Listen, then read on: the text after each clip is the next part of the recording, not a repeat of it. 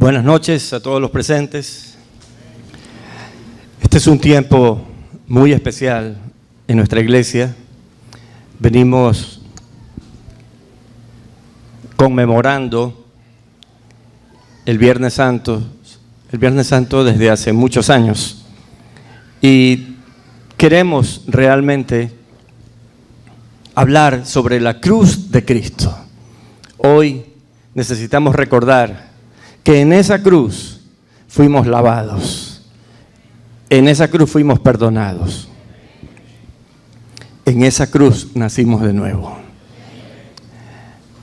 Y no podemos dejar pasar esta oportunidad para recordar que la cruz también es el púlpito eterno de Jesús.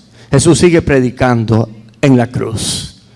Él está fuera de la cruz, pero la cruz es su púlpito. Desde ahí Él nos habla. Y desde ahí habló 7 palabras maravillosas, 7 frases hermosas que hasta el día de hoy nos sobrecogen cuando recibimos de Él, de su boca, estas palabras. Son palabras que Jesús las habló para que nunca olvidemos que Él se sacrificó en nuestro lugar, que Él expresó todas estas frases para que no olvidemos quién es Él para nosotros, para que no olvidemos que Él se puso en nuestro lugar. Él no tenía pecado, nosotros sí. Bueno, yo sé que hay algunos santulones que piensan que no, ese yo no, pero nosotros tenemos pecados. Y el Señor fue santo, puro y sin mancha. Sin embargo, Él se subió en ese púlpito terrible, cruento, difícil, para hablarnos de su amor, para hablarnos de nuestra mayor necesidad y para ponerse en nuestro lugar para que nosotros no tuviéramos que pagar ese precio. Él murió para que nosotros tuviéramos vida y para que esa vida lo anuncie a Él 24 horas al día, los 7 días de la semana. Hermanos y hermanas, no vinimos a Cristo como algo más que pasó en nuestras vidas. Es un llamado divino, celestial y eterno. Y ese llamado eterno tiene que estar vibrando en nuestro corazón. No es asunto de un día, ni de una semana, ni de un año. Es un asunto para siempre. Usted, cuando ha sido sellado por el Espíritu Santo, significa que ese sello no se le va a salir nunca. Dios puso ese sello en usted y en mí. Y somos sellados para gloria de Dios Padre.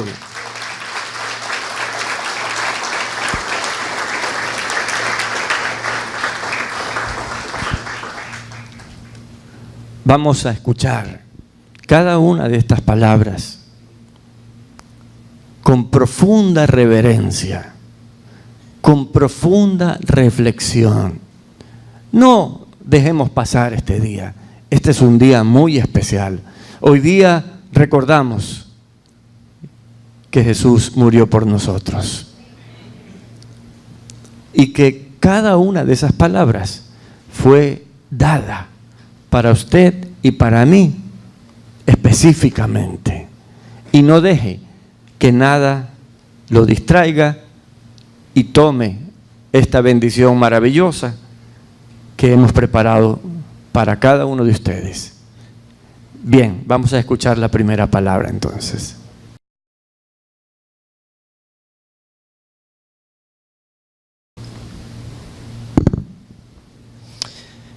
Lucas capítulo 23, versículos 33 y 34.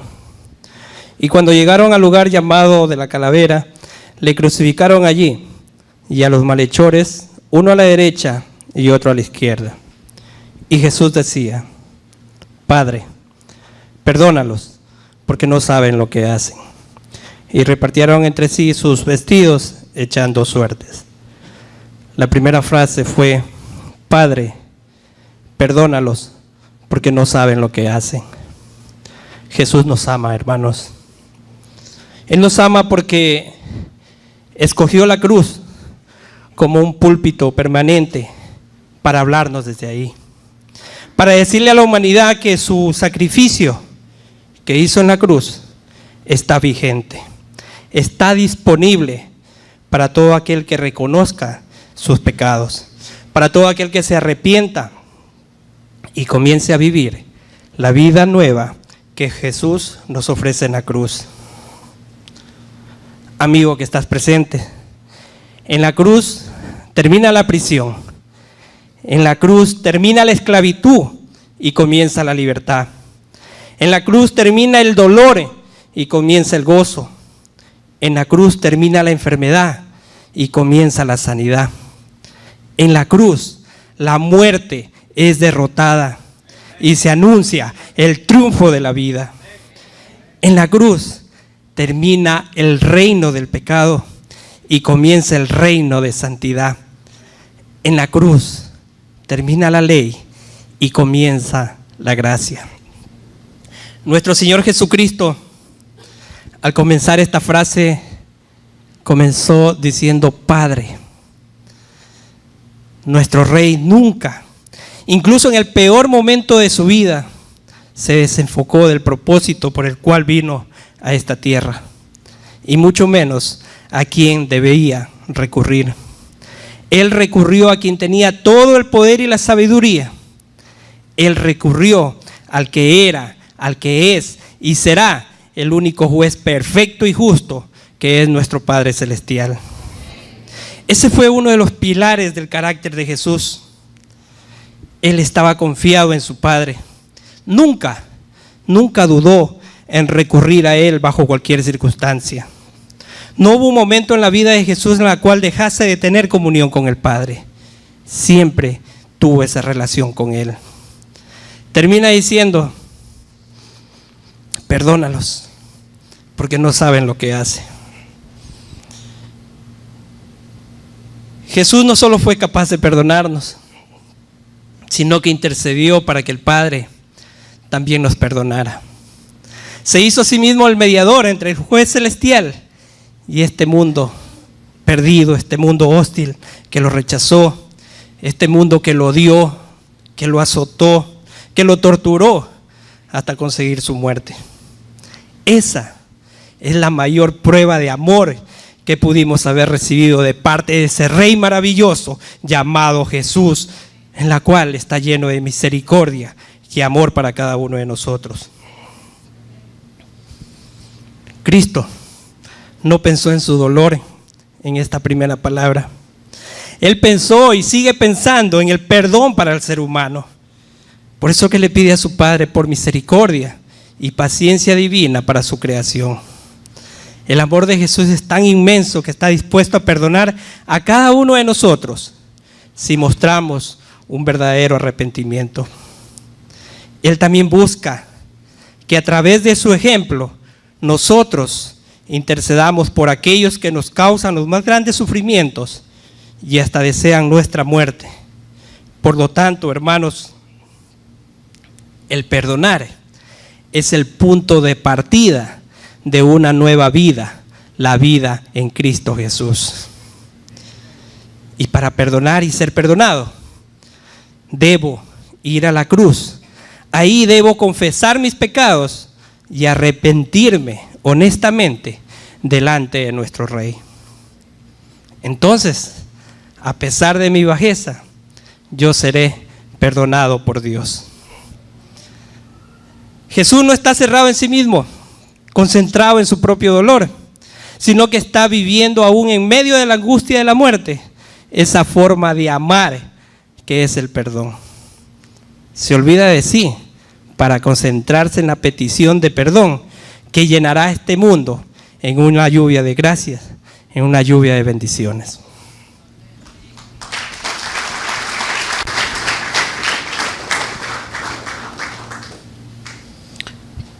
Quisiera que imaginemos esta escena.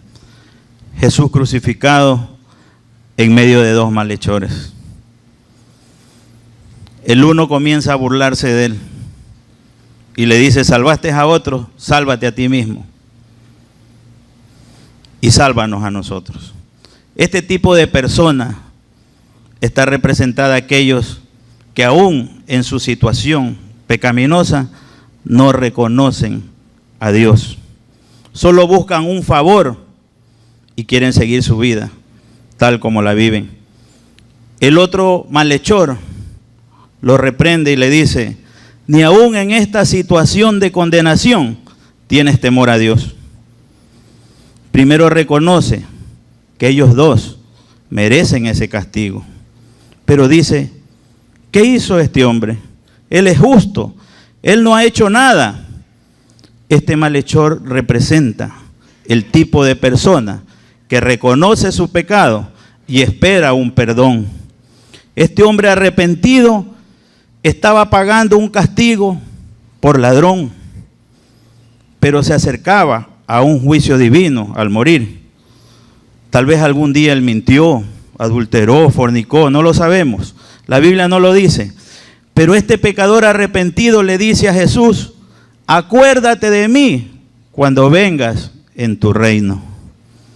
Sigamos pensando en esa cruz, Jesús colgado ahí, sangrando, dolorido, y aún así no se concentra en su propio sufrimiento, sino sigue mostrando sensibilidad por una alma que suplica perdón.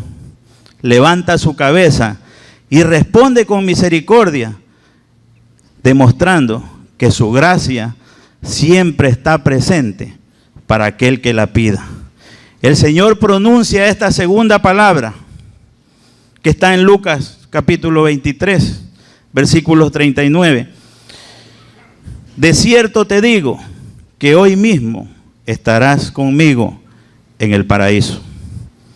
Aquel hombre recibe un rayo de luz, recibe esperanza de que conocerá el reino de Jesús simplemente por arrepentirse y confiar en aquel que ocupaba su lugar de castigo. Este hombre reconoció que la cruz es el único medio de transporte al paraíso, al cielo, a la habitación del Dios viviente. Es en la cruz donde nos arrepentimos.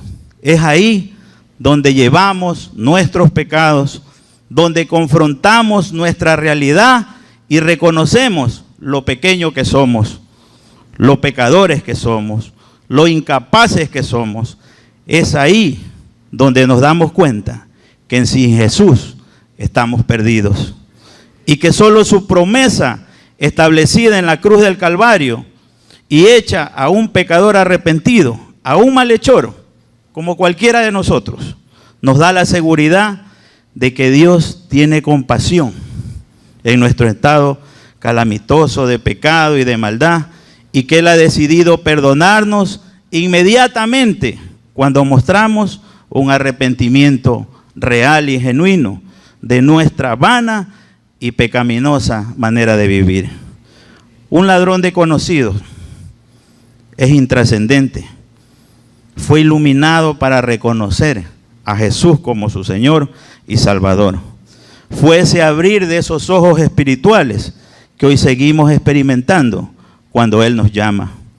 Este hecho de que uno de los ladrones se convirtiera nos deja en claro que habrá muchos más, que aún en las peores condiciones no van a recibir la salvación gratuita que Jesús ofrece. Su soberbia, su autosuficiencia los arrastrará por un camino de perdición. El ladrón que fue salvo no creyó en aquel Jesús sanador, en aquel Jesús hacedor de milagros. Él creyó en el Cordero de Dios que fue a la cruz a quitar los pecados de este mundo. Gloria a Dios.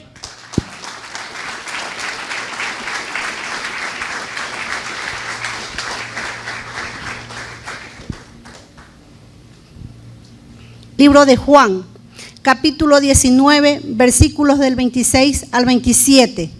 Cuando vio Jesús a su madre y al discípulo a quien él amaba, que estaba presente, dijo a su madre: Mujer, he ahí tu hijo. Después dijo al discípulo, he ahí tu madre. Y desde aquella hora el discípulo la recibió en su casa. Jesús nos demuestra su responsabilidad frente a su madre, aún en los momentos de agonía. Con toda seguridad, María era una viuda en ese momento. Y Jesús busca darle protección en el aspecto afectivo y humano. A pesar del dolor que Jesús estaba sintiendo en su cabeza, por la corona de espinas, en sus manos, por los clavos que la traspasaban y por todas las heridas de su cuerpo, y aún su sangre que rodaba por su rostro, no pasa por alto el dolor de María. Él comprende y se compadece del dolor que una madre puede experimentar al perder un hijo. Sus palabras tienen el propósito de aliviar el sentido de separación y soledad que deja la muerte. Es por esto que le pide a María que vea a Juan como su hijo y a Juan que vea a María como su madre. Cuando nosotros pasamos por momentos dolorosos en este mundo, podemos estar seguros que Dios se encargará de nosotros y hará que algunas personas actúen a nuestro favor para darnos la consolación, el cuidado en aquellos momentos difíciles. María perdió humanamente un hijo en la cruz.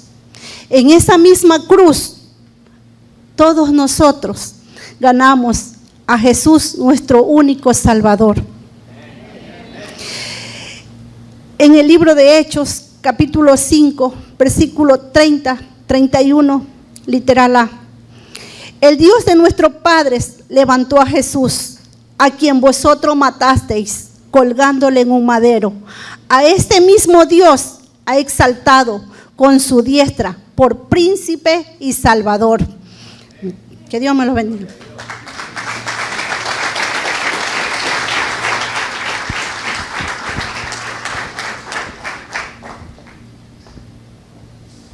Cuarta palabra. Dios mío, ¿por qué me has desamparado? Marcos capítulo 15, versículo 34.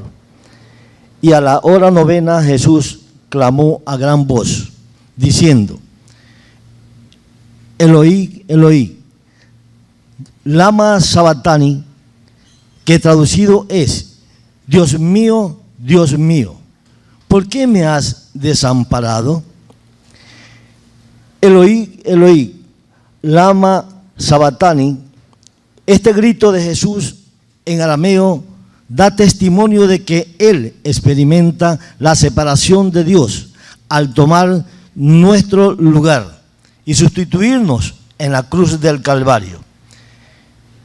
Es en este momento que se cumple la palabra profética de Isaías 53:5, cuando dice que es herido por nuestras transgresiones, el peso de nuestros pecados le causó la separación del Padre, un dolor aún más intenso que el horrendo castigo físico que Jesús sufrió por nosotros. Todo esto lo hizo por amor a cada uno de nosotros, como dice en Juan 3:16, porque de tal manera amó Dios al mundo que ha dado a su Hijo unigénito, para que todo aquel que en Él cree no se pierda, mas tenga vida eterna. Hermano, en Hechos 4:12 dice, porque no hay otro nombre bajo el cielo dado a los hombres, solo es el nombre de Jesucristo, nuestro Señor y Salvador. Esta es la prueba de que Él se da en rescate de muchos. Mateo 20:28. Al que no conoció pecado, Dios lo hace pecado por el mundo pecador. 2 Corintios 5:21. Es aquí donde se cumple la palabra de Juan el Bautista, cuando dice, este es el Cordero de Dios, el que quita el pecado del mundo. Juan 1:29. Jesús no lanza un reclamo a Dios, es más bien su oración espontánea al sufrir la separación de Dios a causa de nuestro pecado. Es un grito de esperanza a ser oído y rescatado por la mano santa y misericordiosa del Padre. No hay respuesta inmediata, como nos sucede muchas veces, pero Jesús sabe que la habrá. Fue así como la respuesta a esa oración tuvo lugar al tercer día, cuando Jesús fue levantado de los muertos por el Espíritu de Dios. Él vive y reina por los siglos de los siglos. Amén. Gloria a Dios.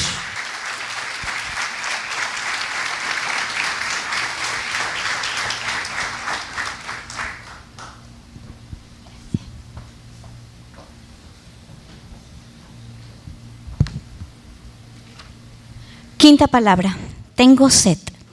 Juan capítulo 19, versículo 28. Después de esto, sabiendo Jesús que ya todo estaba consumado, dijo, para que la escritura se cumpliese, tengo sed.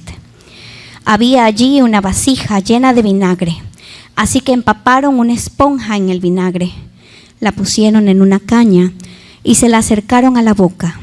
Así Jesús dio cumplimiento a las profecías del Antiguo Testamento, diciendo lo que 1000 años antes Dios puso en boca del salmista y rey David en el libro de Salmos, capítulo 69, versículo 21, en la parte D.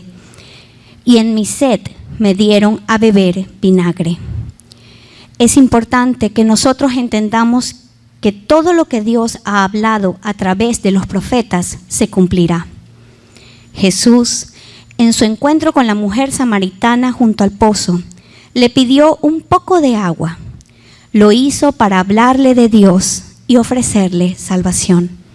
Le dijo, todos los que beben de esta agua volverán a tener sed, pero el que beba del agua que yo le daré nunca volverá a tener sed. Porque el agua que yo le daré se convertirá en él en manantial de agua que brotará dándole vida eterna. Jesús entendía perfectamente las necesidades humanas y estaba dispuesto a suplirlas, sin olvidar poner atención especial a la vida espiritual. Entonces, cuando Jesús dijo, tengo sed, sabía de lo que estaba hablando. Esa sed tiene dos interpretaciones. La una puede ser entendida como la necesidad física de proveer agua, líquido vital, para nuestro cuerpo. Jesús fue traspasado por una lanza en su costado. De esta herida brotó agua y sangre, que era lo último que le quedaba. Esto prueba que Él lo dio todo en la cruz. Nosotros debemos reflejar esa misma entrega cuando servimos al Señor, darlo todo y sin reservas. La otra interpretación es una sed espiritual que no solo miraba su situación, sino que buscaba el bienestar de los demás. En otras palabras, esta sed es entendida en el anhelo por ver consumada la obra de salvación en beneficio de la humanidad, la pasión que lo llevó a esforzarse por cumplir el plan trazado por el Padre Celestial.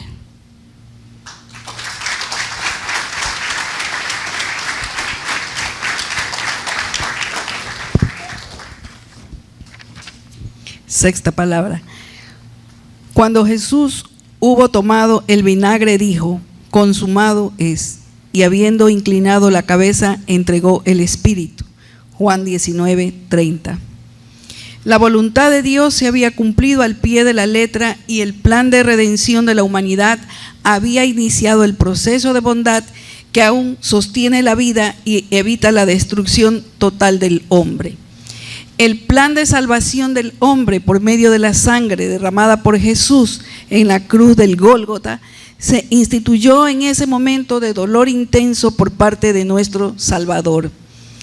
Es por eso que hoy podemos proclamar con toda seguridad que Jesús es el Señor, y podemos garantizar a todo el que de corazón sincero le recibe que su vida cambiará y tendrá paz que sobrepasa todo entendimiento. Jesús vino a cumplir una misión: salvar al mundo. Y en el momento en que pronunció "consumado es", estaba corroborando que la voluntad del Padre se había cumplido completamente. Desde ese momento en adelante, ya nada podría detener el plan de salvación de Dios para nosotros. Es por eso que debemos aceptar el regalo de salvación que Jesús nos ofrece. Nadie más podrá hacerlo por nosotros, pues Dios y nadie más que Dios puede salvarnos. Por eso vino Cristo a entregar su vida en la cruz por cada uno de nosotros. Él es el Cordero de Dios que quita el pecado del mundo. Amén.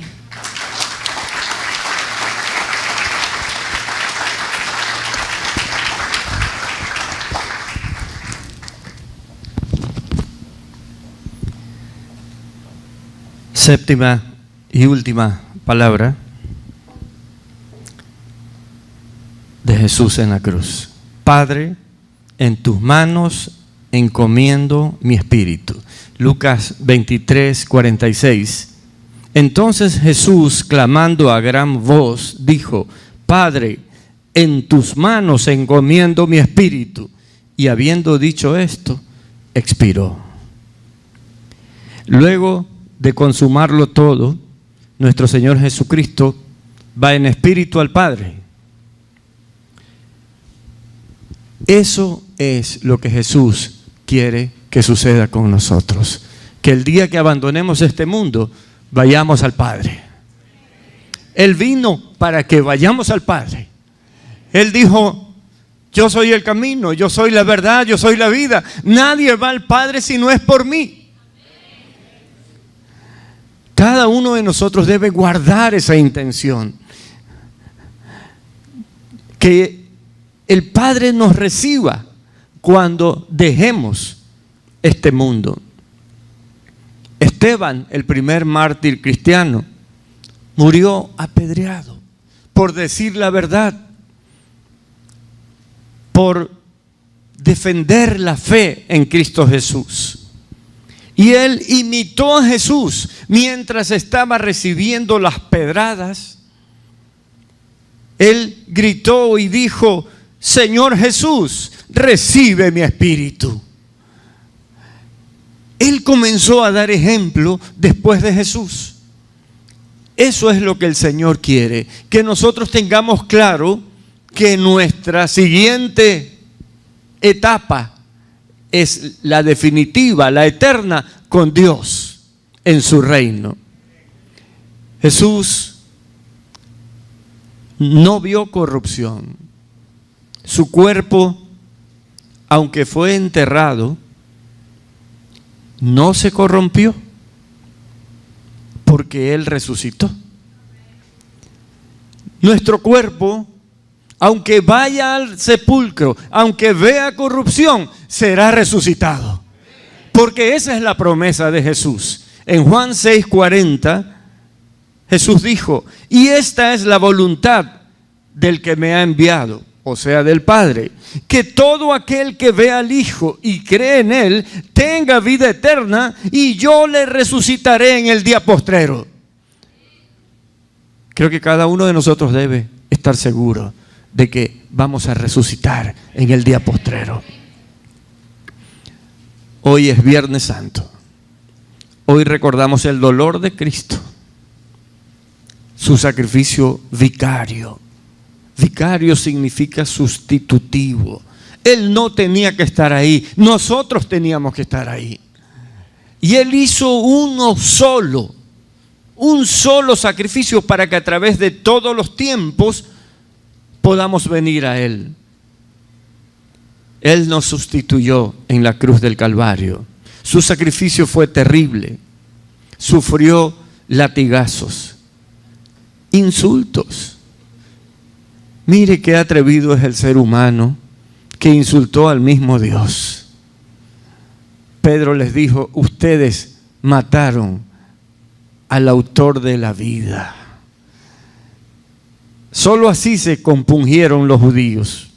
Pero Jesús sufrió muchos insultos, aún escupitajos, dice la palabra de Dios, puñetazos, dice la palabra de Dios. Dice que le pusieron una corona de espinas sobre su cabeza. Se burlaron de él. Clavaron sus manos y sus pies en el madero y una lanza atravesó su costado. Todo lo permitió porque su pasión por salvarnos era más grande que el dolor que recibió en la cruz. Jesús nos ama de una manera que no la podemos entender, hermanos. Cada uno de nosotros ha venido a Cristo y el que no ha venido hoy lo puede hacer. Pero todo el que ha venido a Cristo algún día le preguntó a Jesús: ¿por qué yo? ¿Cuántos le han preguntado eso al Señor? ¿Por qué yo? Yo no lo merecía, Señor. Es más, nadie lo merece. Pero debemos hacer conciencia de que Jesús nos ama más allá de lo que nosotros podemos entender. Y estamos recordando ese día doloroso de Jesús. Pero después del viernes vino el domingo. Y entonces llegó el gozo, el júbilo y la victoria. Y este domingo vamos a celebrar con bombos y platillos la resurrección de Cristo.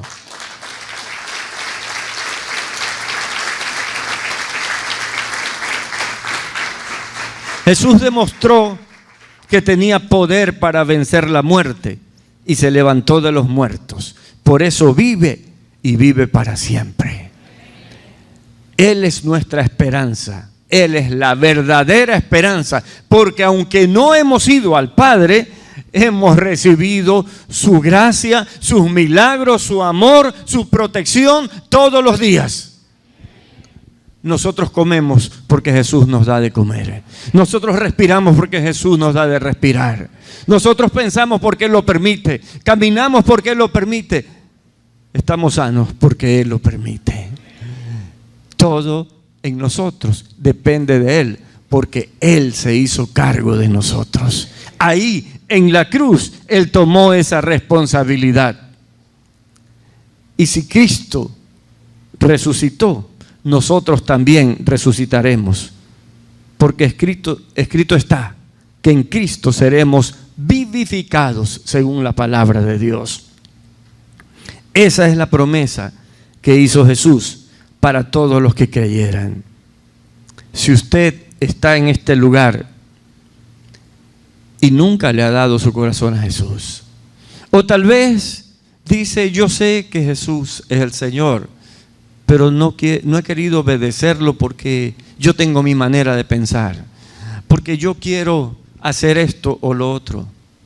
Yo quiero decirle una cosa. Hoy día, en este lugar, Jesús ha predicado 7 palabras hermosas. Él se ha comunicado con usted. Y es el tiempo en que usted le diga: Señor, yo quiero tu salvación, yo quiero tu perdón, yo quiero tu gracia, yo quiero ser parte de tu iglesia, esa que tú un día vendrás y te llevarás a las nubes, una iglesia pura y sin mancha, sin arruga, una iglesia que Jesús está perfeccionando para su gloria. No es nuestro trabajo, es el trabajo de Dios.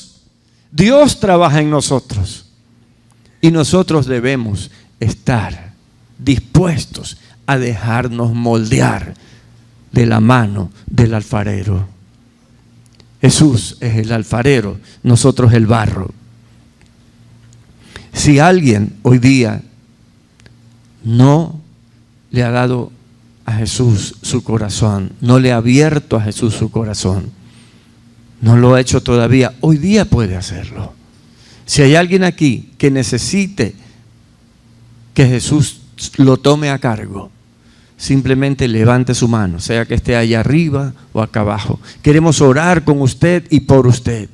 Si hay alguien que necesita salvación, Jesús está regalando salvación en este lugar, en esta hora. La Biblia dice, busquen a Dios mientras pueda ser hallado. Habrán tiempos en que ya no se podrá, pero hoy se puede. Y si usted no le ha entregado su corazón a Jesús, entrégueselo. Ese es un asunto entre usted y Dios. Y si hay alguien aquí que quiera hacerlo, muy bien puede hacerlo. Hoy es el día de salvación. Dios nos ha hablado y nos ha dicho en estas 7 palabras que su amor por el ser humano es grandioso, está más allá de lo que podemos entender. Pero justamente por eso necesitamos responder a ese amor y decir, sí Señor, yo quiero estar en tu reino. Bien, no encuentro una mano alzada. Entiendo que somos cristianos todos o que hay alguien que le gusta más el infierno que el cielo. Pero yo creo que somos cristianos todos, ¿verdad? Creo que es eso. Espero que sí. No quisiera que alguien se vaya sin llevarse la salvación de Cristo. Pero como iglesia necesitamos también recordar que estas palabras Jesús las predicó en la cruz para que nosotros vivamos una vida diferente. Y si esa palabra ha entrado en su corazón, entonces debe hacer un cambio, una transformación en su vida. ¿Qué tal si juntos oramos y le pedimos a Jesús que se lleve toda idea oscura de nuestro corazón, toda idea que nos detiene, todo lo que está estorbando para que seamos verdaderos hijos de Dios, para que no tengamos ninguna duda cuando Él venga y podamos correr a sus brazos, porque el Señor está esperando por una iglesia limpia y pura. Iglesia, pongámonos de pie y oremos. Señor Jesús, bendito Señor, alabado sea tu nombre. Tú eres santo, santo, santo. Ante ti reverentemente nos inclinamos, Señor. Y te pedimos que transformes nuestras vidas, que arranques, Señor, todo rezago del viejo hombre en nosotros. Termina, Señor, con toda actitud equivocada en nuestros corazones, Señor. Quita toda esclavitud a la carne, al mundo, a las tinieblas.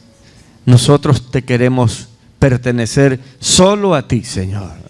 No queremos vivir para nadie más. Queremos que tú seas también el alfa y el omega de nuestras vidas, Señor. Que en nuestro corazón cada vez se agrande más tu trono, Señor, y que tú reines completamente, y que todo aquel que hable con nosotros, sea cristiano o no, pueda ver que tú habitas en nuestro corazón, Señor. Pueda notar que hay una luz en nuestra mirada que viene de ti, Señor, y que nuestras palabras acompañan esa luz. Palabras de amor, de dulzura, de ternura, como tú hoy día nos has hablado, Señor. Porque a ninguno nos has hablado con dureza hoy día. Cuando hablaste en la cruz, hablaste con dulzura.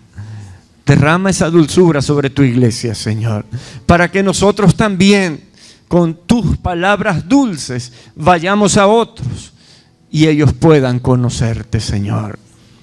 Padre, queremos ser una iglesia auténtica. Quita de nosotros, Señor, todo prejuicio, todo engaño, toda mentira, toda crítica. y enséñanos a vivir con amor, como tú anduviste con amor. Nada te inmutó, Señor, ni aun una mujer adúltera que pusieron delante tuyo, ni a ella le reclamaste, Señor, porque tú eres amor y tú quieres perdonarnos. Y entonces le dijiste: nadie te condenó, mujer. Y ella dijo: nadie, Señor. Y entonces tú dijiste: tampoco yo te condeno, vete en paz y no peques más. Señor, que esas palabras también sean para tu iglesia hoy día, Señor. Que cada uno de nosotros pueda escuchar: no te condeno, vete en paz y no peques más. Porque esa es tu voluntad, mi Dios. Señor, somos una iglesia sencilla, humilde, con corazón de pueblo de Dios. Somos tu pueblo, Señor, y estamos convencidos que tú nos llamaste por la humildad y la sencillez. No nos llamaste por otra cosa, Señor, porque tú eres sencillo y humilde, manso y humilde, dice tu palabra, que tú mismo confesaste, Señor. Haz que tu iglesia sea como tú, Señor. Redargúyenos cada vez que estemos equivocados, cada vez que dejemos que el mundo entre en nuestro corazón, para que nosotros reaccionemos y lo expulsemos, porque el mundo ya no tiene nada que ver con nosotros, Señor. Nosotros estamos en el mundo, pero no somos de este mundo, somos tuyos, Jesús. Y queremos que esa pertenencia, Señor, cada vez sea más fuerte y que podamos aún contagiar de nuestra unidad a otras iglesias, porque creemos que tú nos llamaste para sanar familias y para unir a tu iglesia, Señor. Y queremos pedirte que todos los ministerios de esta iglesia tengan un mismo sentir, como lo dice tu palabra, y podamos servirte con todo el corazón, mi Dios. Gracias por este tiempo precioso. Gracias por tus palabras de aliento. Gracias porque aunque hoy día celebramos o conmemoramos el día en que tú diste tu vida por nosotros, sabemos que tú vives para siempre, Señor.